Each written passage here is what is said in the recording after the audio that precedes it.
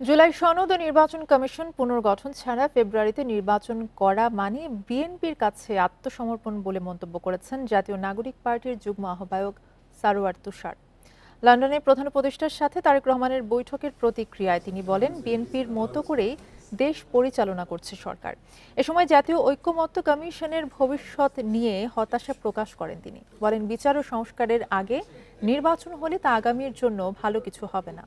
নির্বাচনের সময়সীমা, সংস্কার ও বিচার নিয়ে রাজনৈতিক অঙ্গনে টালমাটাল অবস্থায় লন্ডনে তারেক রহমানের সাথে প্রধান উপদেষ্টার বৈঠকটি ছিল গুরুত্বপূর্ণ। বান্ডেল থাকলে প্রতি সেনমানিতে টাকা বাঁচবে। বিকাশ সেনমানি বান্ডেল কিনে জিতুন প্রতি লেনদেনে। তবে এমন সিদ্ধান্ত হতাশাজনক বলেও জানান দলটির এই নেতা।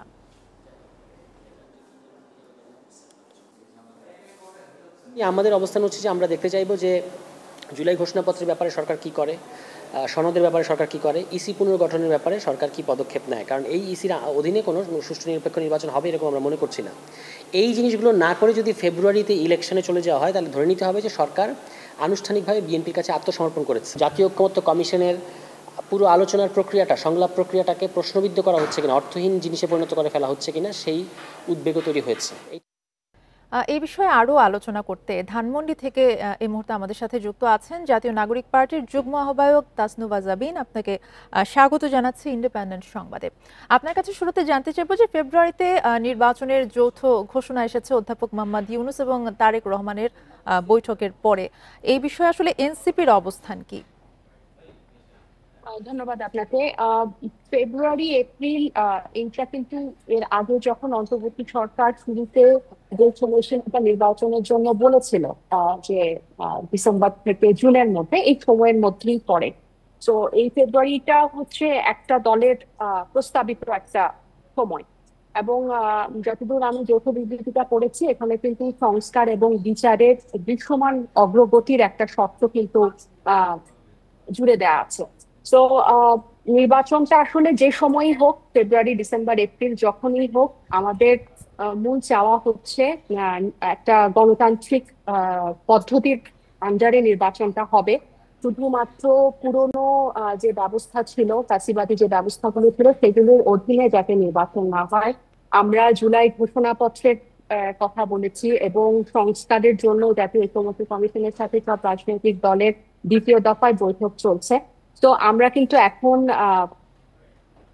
মানে এই জুলাই ঘোষণাপত্র, জুলাই সনদ এবং যেই সংস্কার, যে প্রস্তাবিত সংস্কারগুলো হবে, সেটার অধীনে যাতে নির্বাচনটা হয়, এই জন্যই হচ্ছে, এটাই হচ্ছে আমাদের মূল চাওয়া।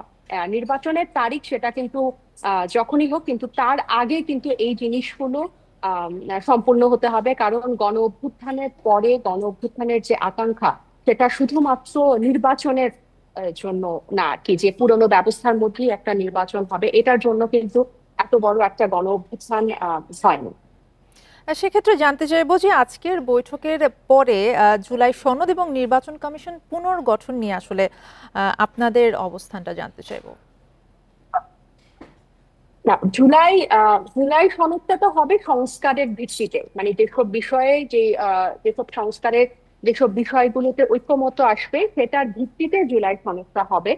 এবং জুলাই ঘোষণাপত্র হচ্ছে যে এই গণ অভ্যুত্থানটাকে একটা সাংবিধানিক একটা রূপ দেওয়া, একটা দলিলের মতো, যেটা আর কয়েকটা কার্য দিবস কিন্তু আছে, সেটা আমরা এই জুলাইয়ের মধ্যেই চাই। আর নির্বাচন কমিশন পুনর্গঠনের এটা কিন্তু আমরা একদম গত বছরের যখন থেকে এই নির্বাচন কমিশনের গুলো পুরনো যে আইন 2022-এর যে বাকশালী আইনের অধীনে যখন নির্বাচন কমিশনাররা নিয়োগ পায়, তখন থেকেই কিন্তু আমরা এটার প্রতিবাদ জানিয়ে আসছি। কারণ এই আইনটা বা এই আইনের অধীনে যে সার্চ কমিটির মাধ্যমে নির্বাচন কমিশনার গুলো যুক্ত হয় বা নিযুক্ত হয়, তারা সেটা কিন্তু অস্বচ্ছ একটা প্রক্রিয়া, ট্রান্সপারেন্ট একটা প্রক্রিয়ার মধ্যে কিন্তু তাদের নিয়োগটা হয় না। এবং কিছুদিন আগে যে মেয়রের ইশরাক হোসেনের যে মামলা, সেখানে কিন্তু আমরা দেখেছি যে নির্বাচন কমিশন নিরপেক্ষ ভূমিকা রাখতে পারে নাই, এবং আদালতও বলেছে যে সেটা কিন্তু, এই বিষয়টা কিন্তু নির্বাচন কমিশনের একটা লিটমাস পরীক্ষার মতো ছিল। এবং বর্তমানে স্থানীয় পর্যায়ে যে ধরনের চাঁদাবাজি, পেশাদারিত্ব, ক্ষমতা প্রদর্শনের যেসব রাজনীতি চলছে, এখানে কিন্তু আমরা এই এবং সংস্কার কমিশনে এই নির্বাচন ব্যবস্থাকে পুনর্গঠনের জন্য এক্ষেত্রে একটু ঐকমত্য জানতে চাইবো কমিশনে যে কিন্তু অসংখ্য প্রক্রিয়ার কথা যেহেতু বলছিলেন, ফেব্রুয়ারিতে নির্বাচন অনুষ্ঠিত হলে এনসিপি কি অংশ নেবে কিনা এবং ভোটের জন্য কতটা প্রস্তুত আপনারা? ভোটের প্রস্তুতি তো চলছে আমাদের। দল নিবন্ধনের জন্য 22শে জুন পর্যন্ত সময়সীমা আছে। আমরা এর আগেই দলে নিবন্ধনের জন্য আবেদন করব বলে আমরা আশা করছি। সেই প্রক্রিয়া চলছে, আমাদের গঠনতন্ত্র একেবারেই ফাইনাল হয়ে গেছে। ফেব্রুয়ারিতে নির্বাচন হোক, আমি যেটা শুরুতেই বলছিলাম, নির্বাচনটা ফেব্রুয়ারিতে হোক বা এপ্রিলে হোক, এর আগে আমাদের জুলাই ঘোষণাপত্র, জুলাই সনদ এবং নির্বাচন কমিশন পুনর্গঠন, এই জিনিসগুলো কিন্তু সুনির্দিষ্ট হতে হবে। এবং আজকে যৌথ বিবৃতিতেও কিন্তু সংস্কার এবং বিচারের কথা, দৃশ্যমান অগ্রগতির কথা কিন্তু যৌথ বিবৃতিতেও এসেছে। তো ফেব্রুয়ারি এর আগে ডক্টর মোহাম্মদ ইউনূস এপ্রিলের কথা বললেন, একটা রাজনৈতিক দল ফেব্রুয়ারিতে নির্বাচনের জন্য প্রস্তাব দিলেন। তো এটা এই মিটিংটাকে একটা জাতীয় ঐক্যমতের ক্ষেত্রে সব রাজনৈতিক দলের অংশগ্রহণ, সবার সাথে উনি বসছেন, এই ব্যাপারটা ইতিবাচক। কিন্তু আমরা সবার ঐকমতের ভিত্তিতে আমরা জুলাই সনদটা চাই, আমরা মৌলিক সংস্কার চাই, এবং সবচেয়ে ইম্পর্টেন্ট আমরা জুলাই ঘোষণাপত্রটা চাই। কারণ আমরা বারবার বলছি যে এই সরকারটা একটা গণ অভ্যুত্থানের ম্যান্ডেট নিয়ে এই সরকারটা গঠিত হয়েছে। যেহেতু বলছিলেন যে ইতিবাচক একটা বিষয় এই বৈঠকটা, এই বৈঠকের মাধ্যমে আসলে বৃহত্তর ঐক্য গঠন হলো কিনা কি মনে করেন, এবং পাশাপাশি জানতে চাইবো যে জাতীয় ঐক্যমত্য কমিশনের ভবিষ্যৎ কি? আচ্ছা, ঘুরে ফিরে ওই একই জায়গায় আপনি আসছেন। ইতিবাচক এই ক্ষেত্রে বলছি যে গণ অভ্যুত্থানের পরে এখন প্রত্যেকটা রাজনৈতিক দলই প্রত্যেকটার সাথে আলাপ আলোচনা করছে, সংলাপ করছে, বৈঠক করছে। সবাই নতুন বাংলাদেশের দেশ গঠনে ভূমিকা রাখতে চায় এবং পারস্পরিক সহযোগিতা চায়, পারস্পরিক শিষ্টাচার চায়। তো এটার অংশ হিসেবে ওনার সাথে একটা রাজনৈতিক দলের ভারপ্রাপ্ত চেয়ারম্যানের সাথে একটা বৈঠক হয়েছে, বৈঠকটা ইতিবাচক। কিন্তু এইখানে আমরা যেই সংস্কার কমিশনের, জাতীয় ঐক্যমত্য কমিশনের সাথে যে বৈঠকগুলো চলছে এখন, দ্বিতীয় দফায়, দ্বিতীয় মেয়াদে যে বৈঠক চলছে, এই সংস্কার প্রস্তাবগুলোর ভিত্তিতেই কিন্তু জুলাই সনদটা হবে।